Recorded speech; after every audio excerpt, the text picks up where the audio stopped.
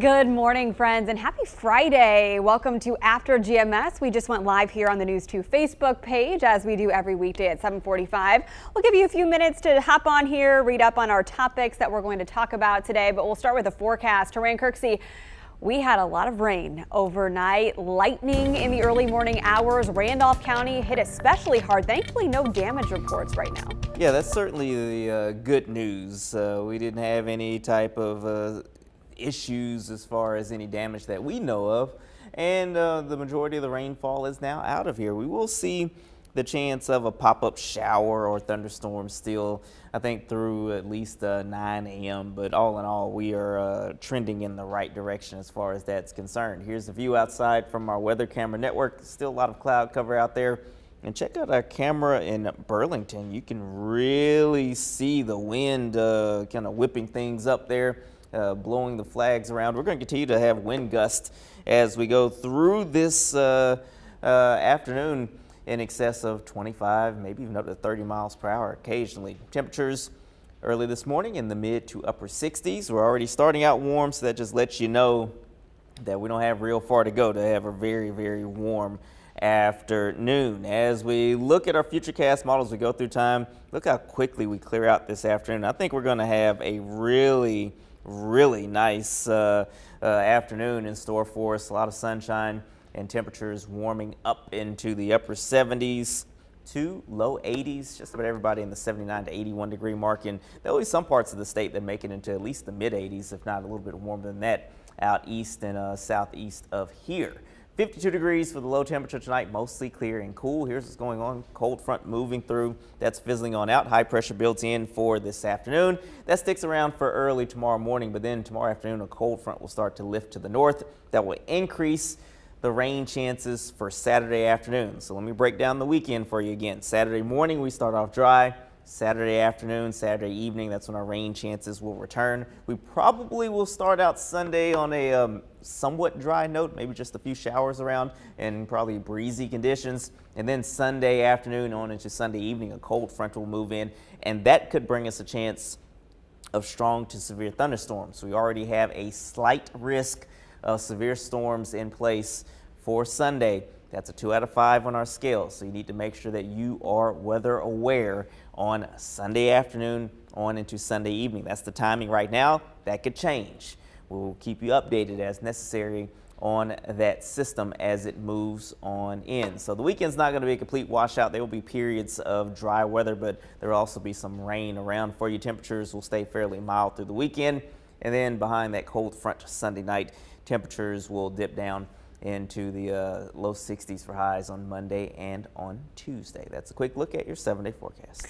Yeah, Scott Lynch, one of our Asheboro viewers who earlier reported he had an 1.5 inches of rain in less than an hour. He said it feels so tropical this morning, almost like Florida. It really does. I stepped outside a few minutes ago to run to the car really quickly, and yeah, you know, you have that warm southerly breeze and the cloud cover and the mugginess. It certainly feels like Florida for sure.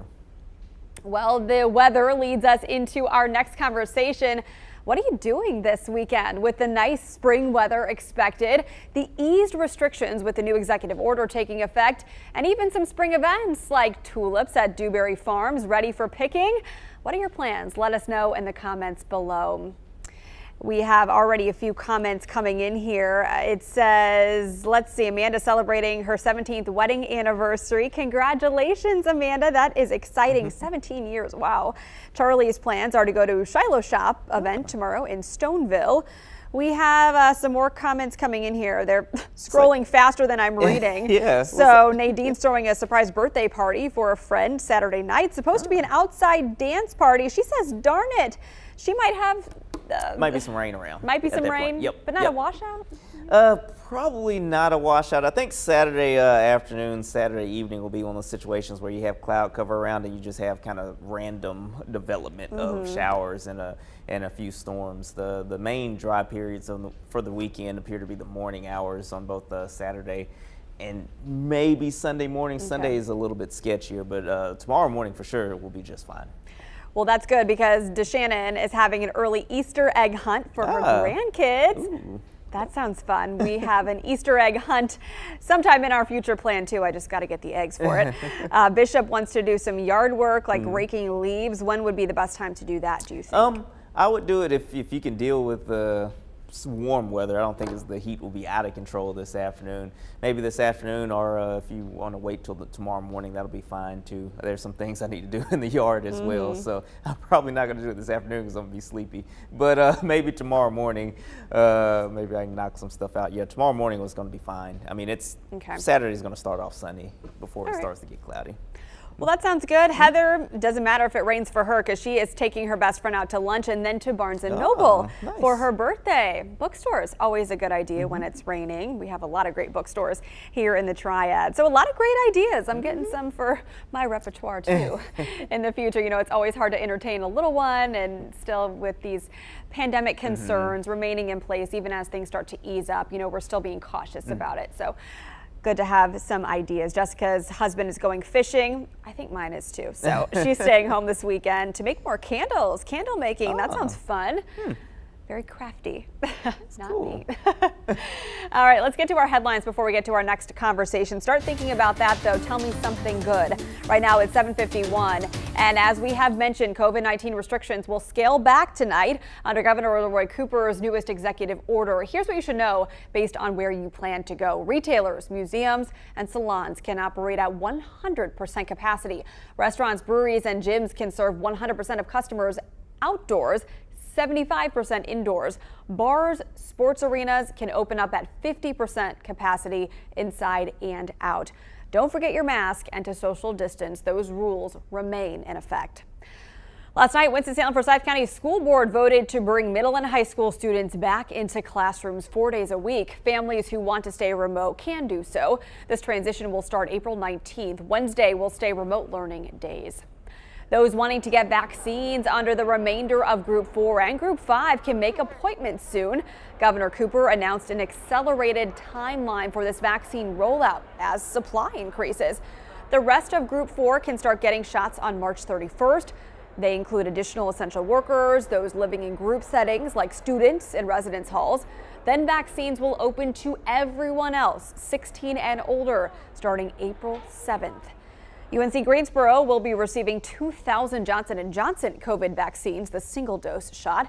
Students and staff will get these doses through a clinic, and we'll keep you updated as we learn more details on that. Now to our next conversation. We always like to end the week, start of Friday, talking about all the good that happened in your life this week, all the blessings that abound in your day-to-day lives. So I asked you on my Facebook page, Mega Malaris News, as I do every week, to tell me something good, big or small, happening in your life. While we check out what some of you wrote on my page, you can leave a response here live on our News 2 Facebook feed, and we'll check out a few more in just a moment.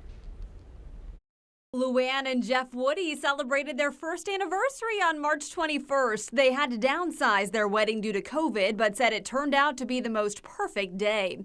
Carolyn is going to the Outer Banks, her first beach trip in 7 years. Yolanda booked her dream vacation to South Africa. Sherry's intern passed her exams and is ready to graduate.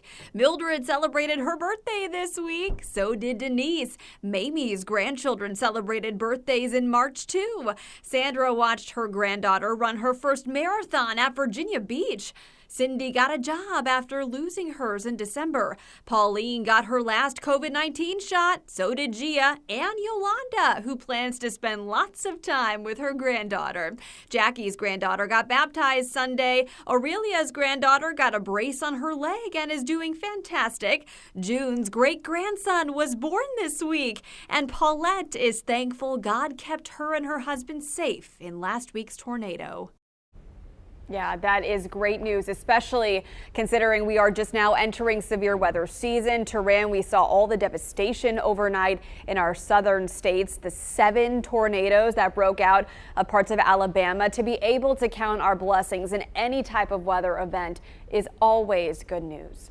Oh yeah, definitely always good news, because you have to realize not everybody is so lucky. So definitely glad that our friends in High Point were safe when that were able to make it through that tornado safely, I should say. So definitely good to hear that from Pauline, I believe was her name. Yep. As for my Tell Me Something Good, I mentioned on the Good Morning Show, I love seeing the overwhelming response to this segment every week, reading through each and every one of your comments, even the ones we don't have time, unfortunately, to feature on air. We kind of have to pick the first ones that come in to pre-produce that segment that airs every Friday on the Good Morning Show. It's just so inspiring that you are able to find all the blessings, big or small, in your lives. A lot of the blessings, as you heard this week, involve grandchildren. I can feel your pride and joy in reading your comments, and I think it's that joy that we've experienced from these little moments throughout the year that have really carried us through some of the harder times of this pandemic. So for that, I am thankful. I hope you continue to weigh in on Tell Me Something Good every week so we can keep sharing your responses. Taran, while we give people a few more moments to comment here on our feed, will you share what you shared earlier? Your default Tell Me Something Good every week, which is a good one, but it's always the weather.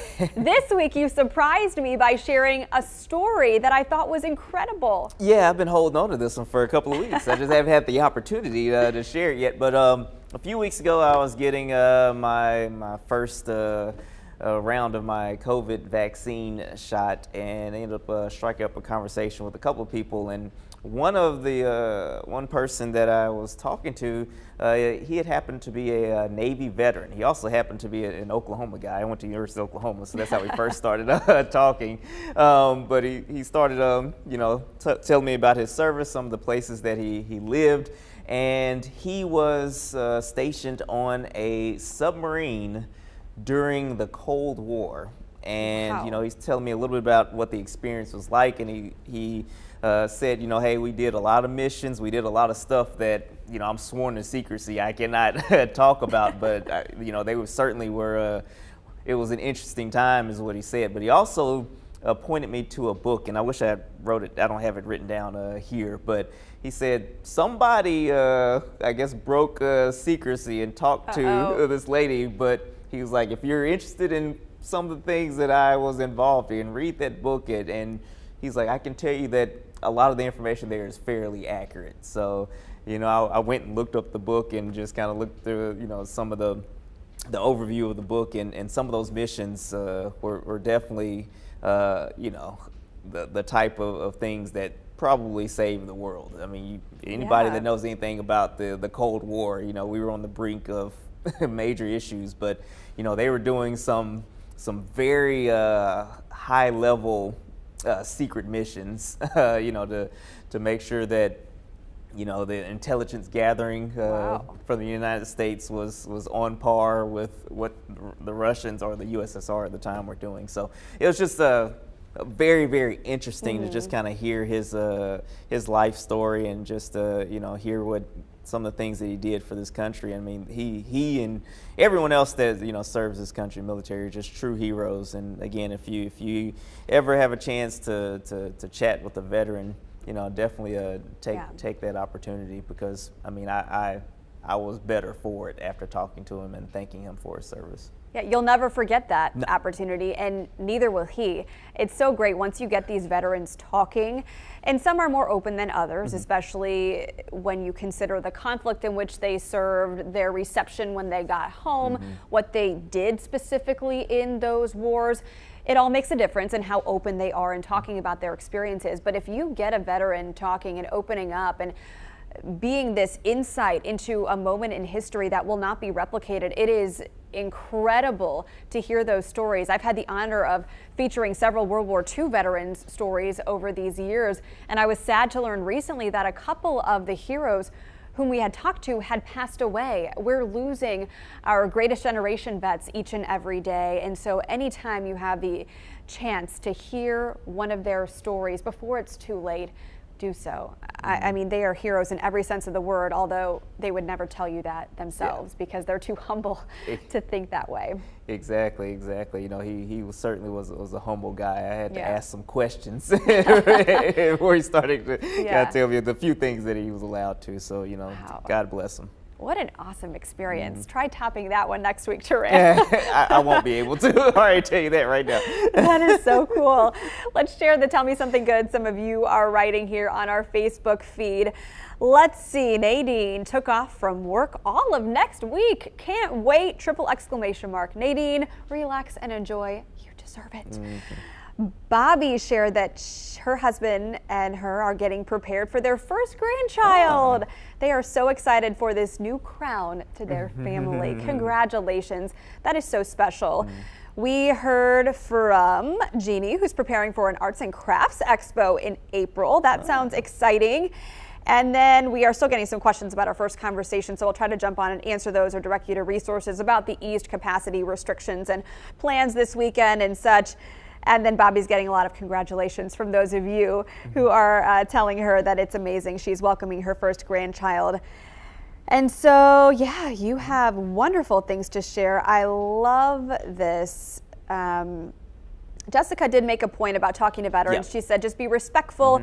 Sometimes she said her husband has had some kind of rude questions thrown his way. And I think a lot of that is an education piece too, like learning how appropriately to ask those questions and engage in the conversation and kind of use the body language to judge what that veteran is comfortable sharing. And it's okay to even ask, you know, if you don't mind my asking, are you comfortable talking about this? I'd love to learn more.